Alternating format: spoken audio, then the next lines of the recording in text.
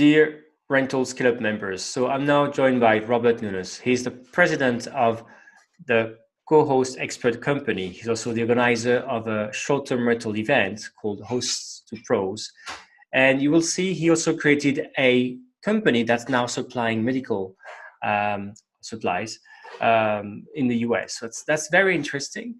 And we'll cover with him a few things like how his rental business faced a massive cancellations from a month ago, and how he then, by decision and obligation, had to pivot his business, and now how he actually managed to get occupancy rate quite high for his rentals.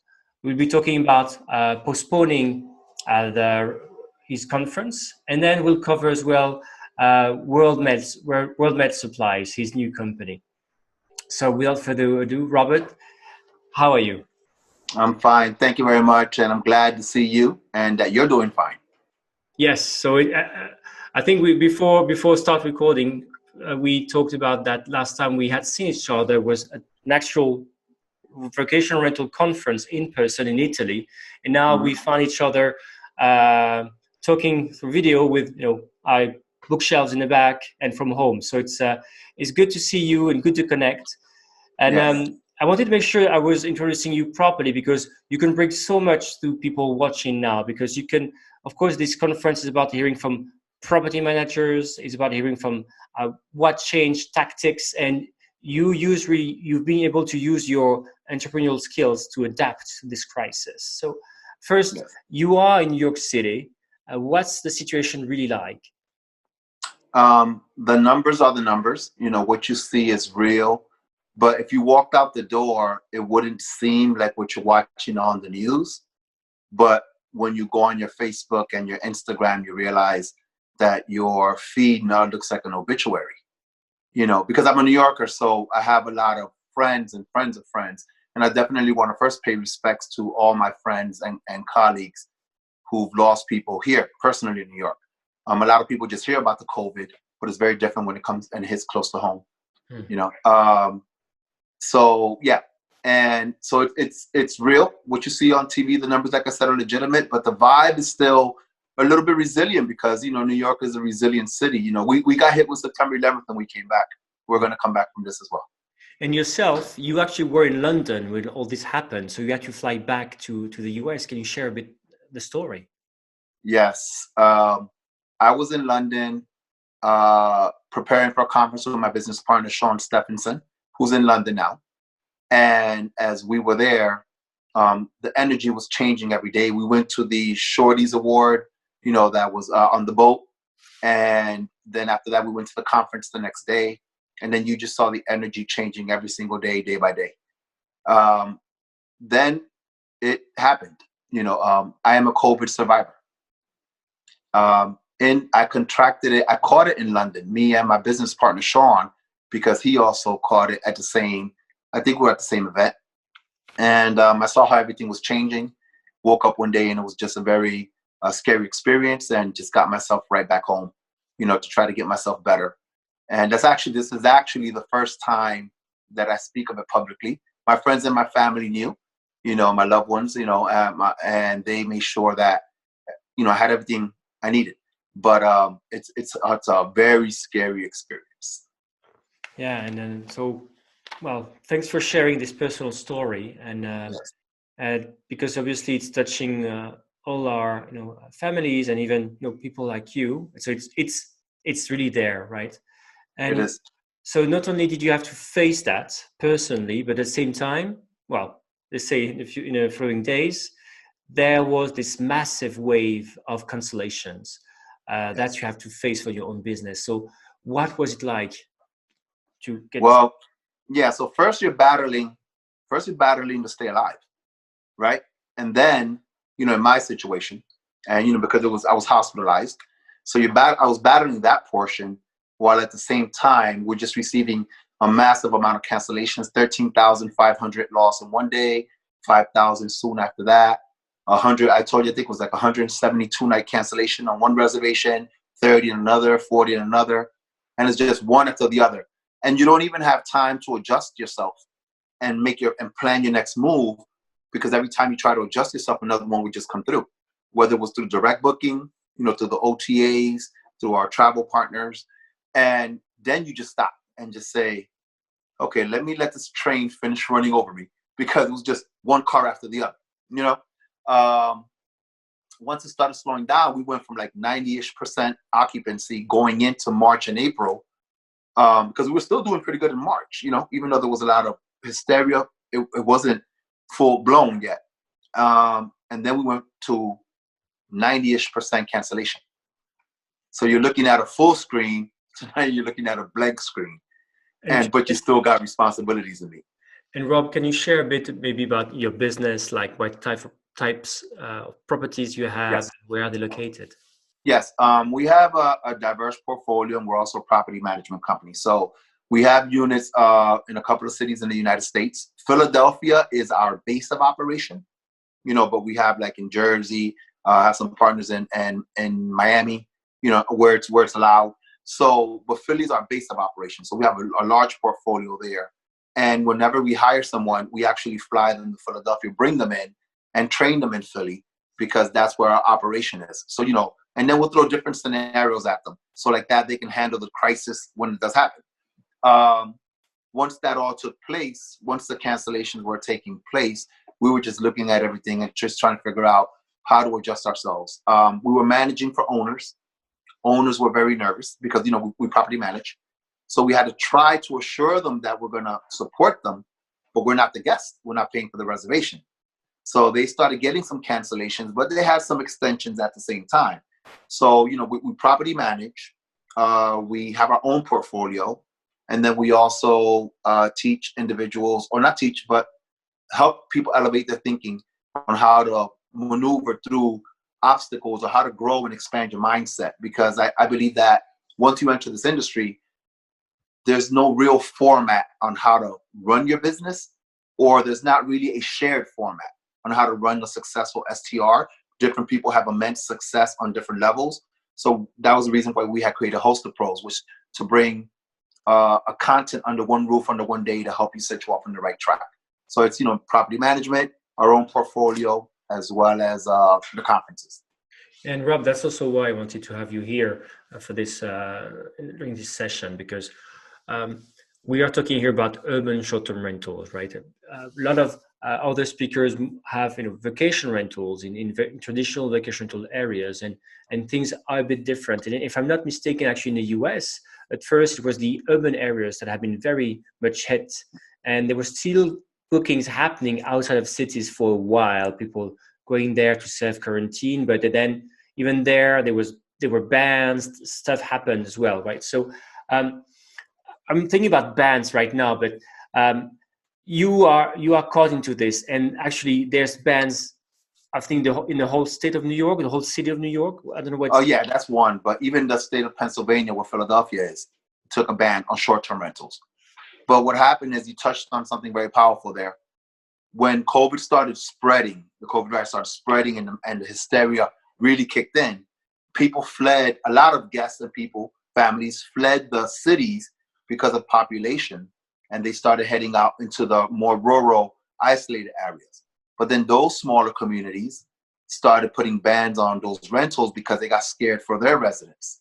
So what happened is, what used to be short-term rental for my business, and I think for a lot of my colleagues out there, congratulations for staying aboard, but what happened with a lot of short-term rentals is they became mid-term rentals. So the STR is now MTR.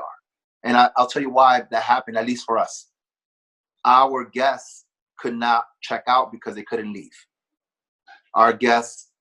Some of our guests, their properties weren't ready. Like, say we had a guest that were fixing their property, the construction company wasn't allowed to work. Now they had to stay. So we had first responders that came in because we offered our homes to first responders very early on. That helped us. We said, hey, we have homes, and we negotiated some really great numbers for them. It just kept us afloat, but it kept the place running, and even better, it kept it doing, serving a better purpose. You had people who were coming into work. You had people who were moving, right, relocating, and wherever they were going, that family couldn't leave because of COVID, and now they're stuck because they just left their other residence. So now they're floating, but they don't want to be in a hotel. or the hotels are closed. So all of these guests, and then we had the ban, right? You can't rent under 30 days. So all of these guests are now floating around like, what do we do? And they started renting our places and staying for longer stays. I have one lady, a very, very nice lady. She's going on her month number 4 now. She came in December to leave in January and then slowed down. And then by the middle of January, she's still with us now. I think 5, going on 5 pretty soon. Yeah. I have another person who's going on month number 3, another guest going on 45 days. So the short-term rental just changed. Now the numbers are different. We had to take less, but it's better to, in my opinion, as a business owner, at the end of the day, I still got to, be responsible to keep everybody in my company working and our bills paid and to stay in business. So we're taking less. We're not making a profit, but our properties aren't draining us or depleting our savings. We just had to get very creative and say, how do we may not be able to go 90 miles an hour, but how do we still continue to at least go 10 miles an hour straight? It's a big difference between 10 and 90, but you still got to go. So occupancy went back up, I guess. And can you maybe explain where do you find these long-term bookings? Is it mostly people, again, who were there, who contacted you and said, well, I'm going to stay for longer? Or have you also switched channels, for example? Can you give us we've kept the channels that we had, the OTAs we work with. We keep our direct booking system of, calling different companies, which was very interesting because we would call companies and say, hey, we have a great deal available. But now when you call the companies and reach out to them, they don't respond because they're not working, right? So that changed. But actually, they came more looking for our properties than us looking for them. And I think one of the reasons is those midterm rentals were going across the board. So now there was just less availability. So they would literally just ask one question, hey, is this place available? Because I've gotten 3 no's. Yes, it is. And then they book. So you have to be reactive here. So another lesson. So that's for the business. So you've been able to pivot the rental business. And yes, we talked about hosts to pros, right? The resource there's also an offline version, the conference that was supposed to happen. It's been postponed. It's going to be rescheduled. Yes. Can you touch a bit upon that? Yes. Host to Pro was completely booked up, and it was going to be, well, it is going to be, because I speak into existence. It is going to be a phenomenal show, an event where we wind up, bringing some of the best companies and speakers and presenters together to just really help property managers from all different scopes of life and all different levels, elevate their mindset and their business. I was in London preparing the week before Host the Pro, and when COVID really just got out of control, and we had to cancel. And it was very personal because you work so hard 5 months on something, and I'm just like, one more week, I could just hang in there one more week. But then you have to think of the life and the safety of everyone. So we made the decision to postpone it, moved it down further along. We have great sponsors and great hosts, great companies that are contributing. And I know, and it's in London, I know that when it's time to relaunch it, things are going to get right back into it because everyone is just saying we're waiting for it to take place. And I'm so appreciative about that, and thank everyone who's watching. Yeah, it is great. And as well, we know that events are important in our industry, and because we meet and we like meeting each other, but also events, generally speaking, are important because concerts, all these kind of big events draw a lot of traffic right to our rentals. So it's all this is intertwined, and hopefully that's going to be changing soon for the better. Last thing I want to talk about is your new company. It's the WorldMedSupplies. Well, I say it's a new company. Let's say it's a new sort of venture for you. Yes, definitely. So, as I said, well, you are a serial entrepreneur, so you have these skills, and you are using them basically to help out right now. So, can you share what you're doing? Yes, thank you for asking. WorldMedSupplies, which is worldmedsupplies.net, is a company that I created sitting in this chair that I'm speaking to you in a t-shirt and some shorts one night while I was recovering from COVID. And it's it's a true story. I was just like, I was watching how difficult it was for first responders and people, and they were panicking on how they were just getting their supplies and their items. And being an entrepreneur and having, been in the business for 25 years as an entrepreneur, we had so many connections that I started reaching out to different people and just getting their feedback. Our manufacturer for container homes in China changed their factory from making container homes to making personal protective equipment. And they sent me a message and said, "Hey, Robert, we now have these items."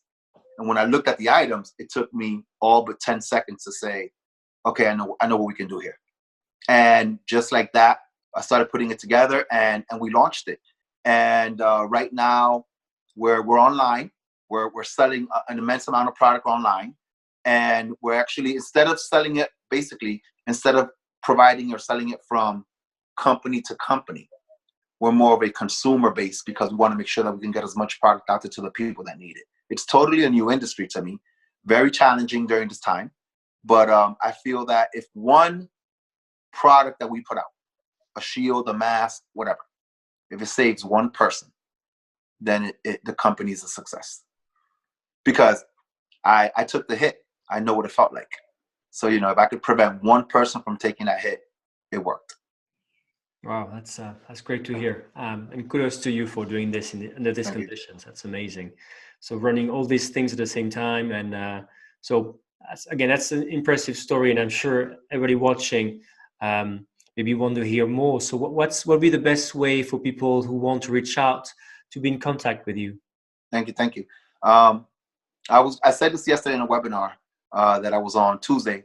Before I would be sketchy about giving, right? But now we have to really connect. So, you can look me up on Instagram at Mr. Robert Nunez, MrRobertNunez. I'm on LinkedIn if they're watching this, this webinar, I'm sure, because, it's going to be on everywhere. They can also reach out to me directly at my email, which is, give my Gmail. It's Mr.Mr.Robert.Nunez@gmail.com. And of course, our website, WorldMedSupplies.net. And we're here to help, man. We're here to do whatever we can and just let's get through this together because, we have to. We have to.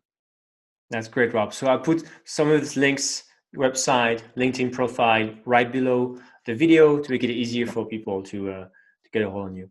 So thanks for your time and all the best to you and your family.